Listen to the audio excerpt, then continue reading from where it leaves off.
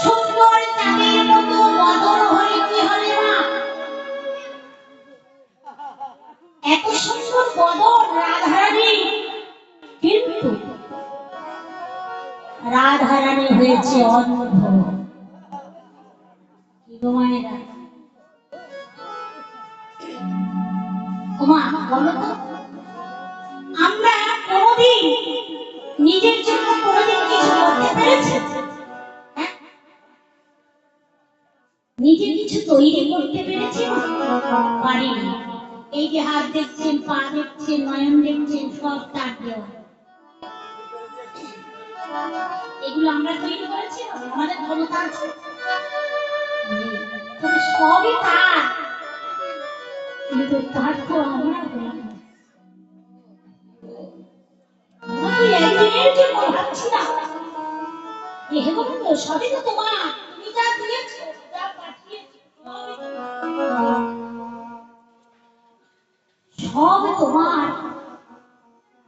আমার তো নিজের কোনো ক্ষমতা নেই। এসেছো নিজে নিজে, আসলে তোমাকে পাঠিয়েছে এই ধরাধামে কি করতে? কি করতে পাঠিয়েছিল? যখন অন্ধকার কারাগারে মাতৃগর্ভে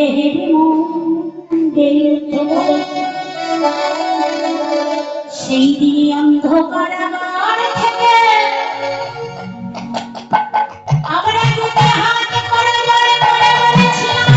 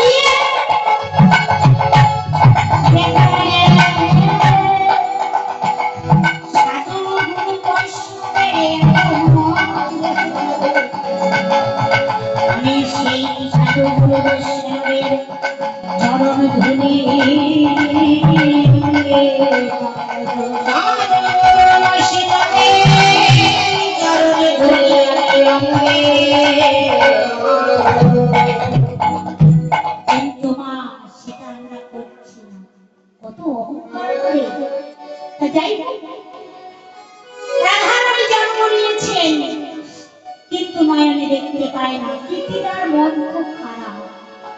কি গো মা, মেয়ে যতই সুন্দরী হোক না কেন, চোখ দুটো যদি না থাকে তার কোনো মূল্য আছে?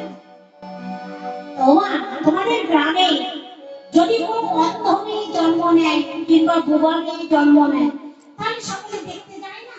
আহারে ওই বাড়ি একটা মেয়ে হচ্ছে, সে নাকি অন্ধ হয়েছে, চল চল চল এখানে গিয়ে দেখে আসে। ওই কীর্তিদার বান্ধবী হচ্ছে যশোদা।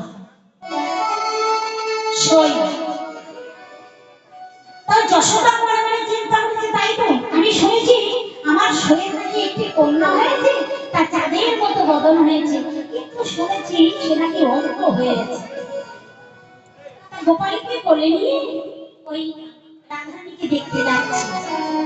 এই কীর্তিদার মন্দিরে পা দেবে বাবা, অমনি যশোমতীর মতিভ্রম হয়েছে। তাই তো অন্ধ মেয়ে মানে অলক্ষণে মেয়ে, অন্ধ মেয়ে মানে অলক্ষণে মেয়ে, যদি ভালোই হতো তাহলে অন্ধ হতো না। যশোদা মনে চিন্তা করছে অন্ধ মেয়ে মানে অলক্ষণে মেয়ে, তাহলে এই অন্ধ মেয়ের পরশে যদি আমার কোলে ভালো গোপাল, এই গোপালের যদি কিছু পরশে আমার গোপালের যদি কিছু হয়ে যায়, দেখেছো মা, আমরাও মা যশোমতী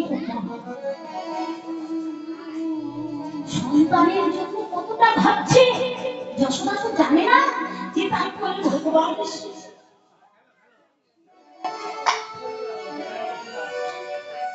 যশোদা জানে না যে তার কোলে ভগবান এসেছে। গোবিন্দ মনে মনে চিন্তা করছে, মা আমি তোমাকে জানাতেও চাই, আরো তুমি যদি জেনে যাও আমি কে, তাহলে আমার আর বাৎসল্য প্রেম আসতে হবে। তো বাবা একটা চিন্তা করছে যে আমার বলে ভালো গোপাল, আর ওই অন্ধ মেয়ে পরশে যদি আমার ভালো গোপালের কিছু হয়ে যায়, বলে গোপাল তুই এখানে মা যশোমতী বললেন, গোপাল রে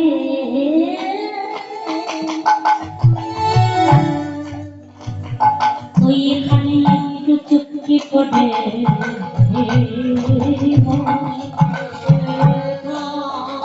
আমি এক্ষুনি যাব আমার শোয়ের দর্শন করে আসবো গোপাল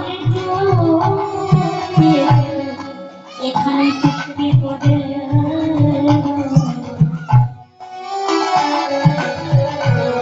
ভগবান আমার বললেন মা গো তুমি তো আমায় কেন নিয়ে যাবে না আমি জানি, তবে শুনে রাখো তুমি যদি আমায় নিয়ে যাও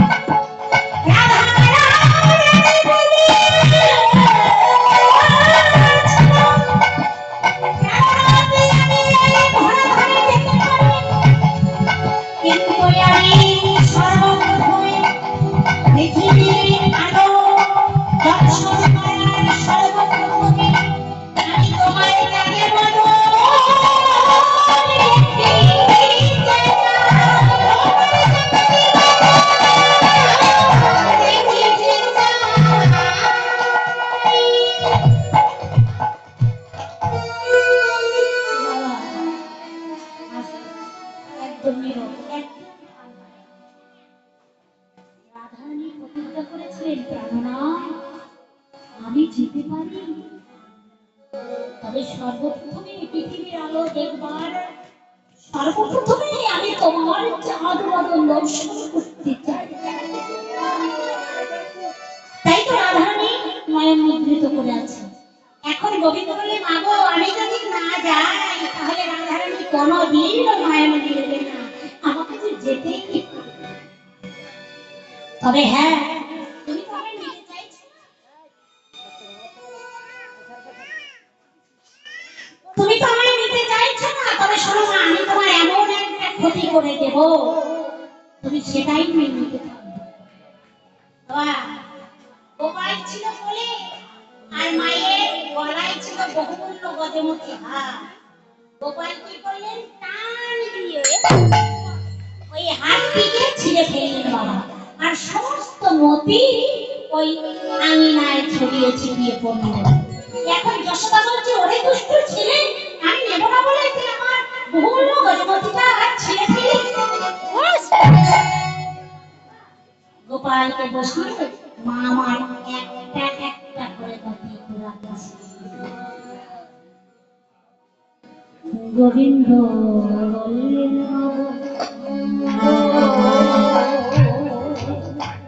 তুমি ওই মতিকে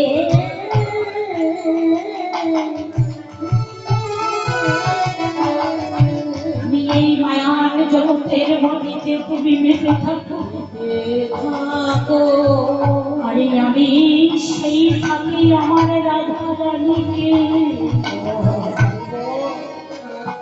আমি দেখে আসবো।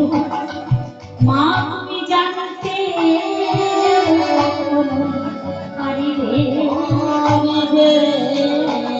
এখন গোপাল তো ছোট মা, সুতিকা মন্দিরে রাধারানী স্বয়ং করে আছে। সুতিকা মন্দিরে কেন আগেকার দিনে হতো মা উঠোনের মধ্যে একটা আতুর ঘর তৈরি করে দিতে, সেটাকে বলে সুতিকা মন্দির। এখন তো আতুর টাতুর নেই মা, একদম হসপিটাল থেকে জয়নিতে ঘর। দেশটা এমন রসনা করে চলে যাচ্ছে বাবা। আগামীতে দেখবেন কি ভয়ঙ্কর দিন আসছে। এখনই কারো উপরে কারো মায়া নেই, কারো জন্য কারো মায়া নেই। এই মোবাইল বানিয়ে আরো খারাপ হয়েছে, কিন্তু আগামীতে আরো খারাপ হবে। এই সনাতন ধর্মটাকে যদি তোমরা না ধরে না রাখো, এই সনাতন ধর্মটাকে যদি তোমরা ধরে না রাখো, আগামী দিনে আরো ভয়ঙ্কর দিন আসবে। সেদিন কেঁদে ফুল পাবো না। তাই গোবিন্দ কথা করতে করতে সতীকা মন্দিরে গিয়ে এখানে রাধারানী শয়ন আছে, একা, চিন্তাও নেই। গোবিন্দ আমার আসতে, গোবিন্দ আমার রাধারানীর বক্ষের উপর চাপায় সবাই রাধাকে দর্শন করে। রাধারানীর বক্ষের উপরে গোবিন্দের চাপায় চেপে নয়নে নয়ন, বদনে বদন, বাহুতে বাহু, হৃদয়ে হৃদয়, পদতে পদ দিয়ে গোবিন্দ রাধারানীর নয়নে হাত বুলিয়ে দিয়ে বলছে, রাধে গো, আমি তোমার নয়নে হাত বুলিয়ে দিয়েছি, তুমি একবার জেনে রাখো, রাধে তোমার চরণের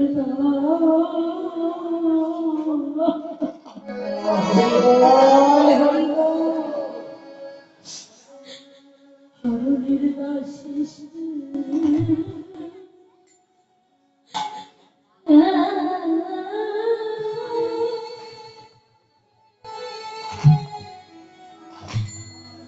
এসেছে গো রাধে,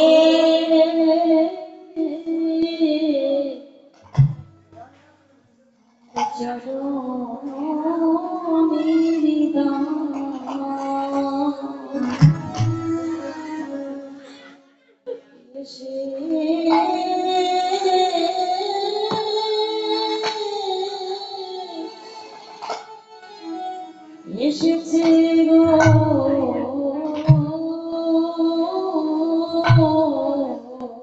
তোমার চরণে ছাড়া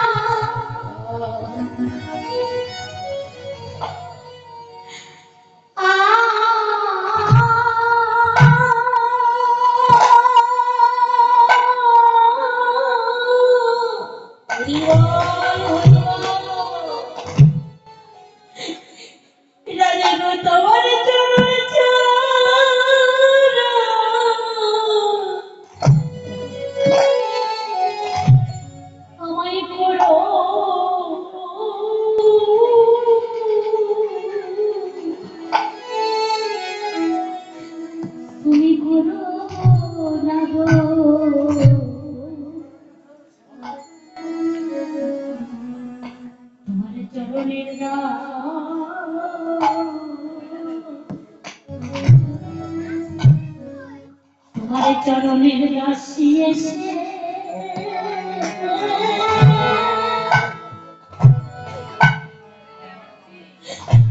এসেছে তোমার চরণে ছাড়া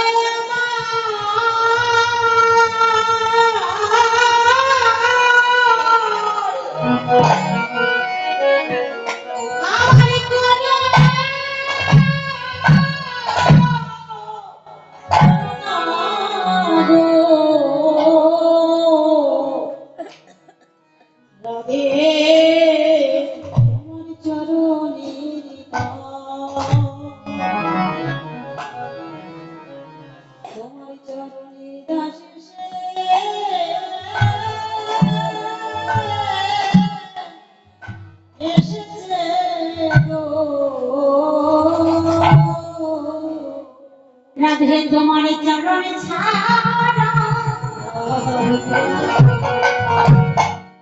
ওগোকে মই রাধে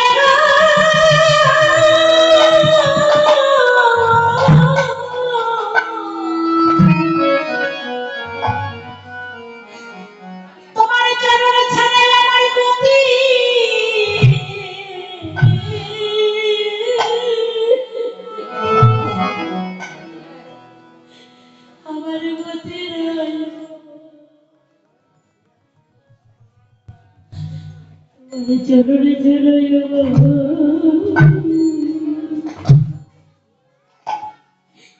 আমায় করো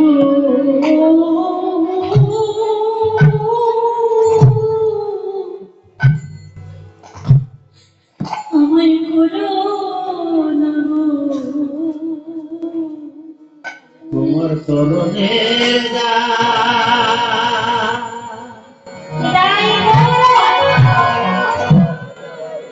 চরণে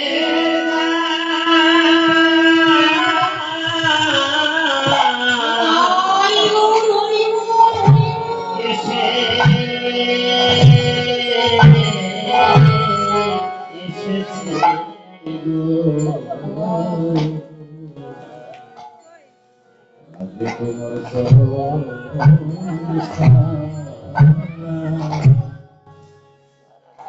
চরণ ছাড়া করো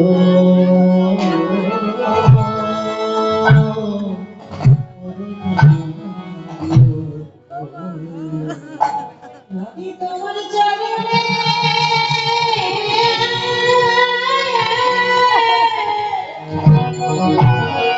তোমার চরণে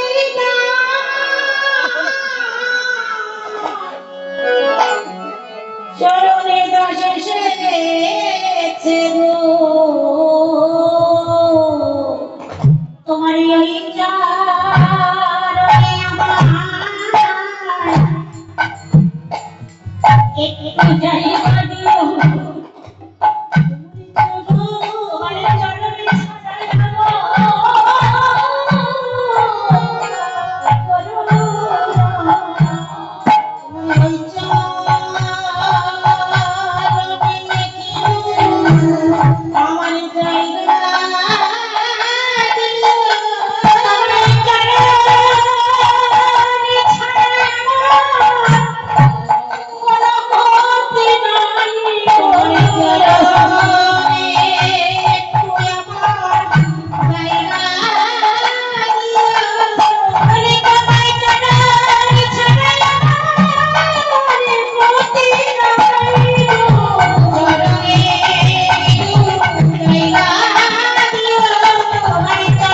ছাড়া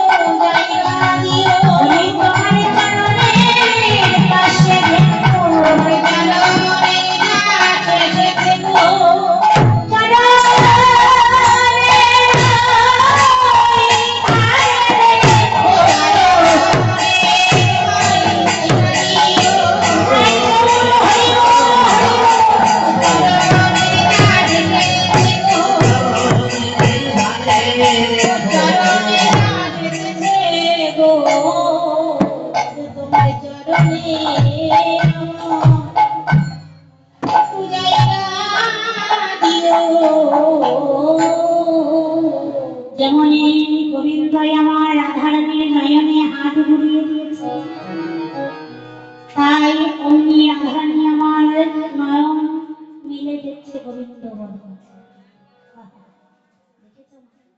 এই হচ্ছে রাধা প্রেম, এই হচ্ছে রাধা প্রেম।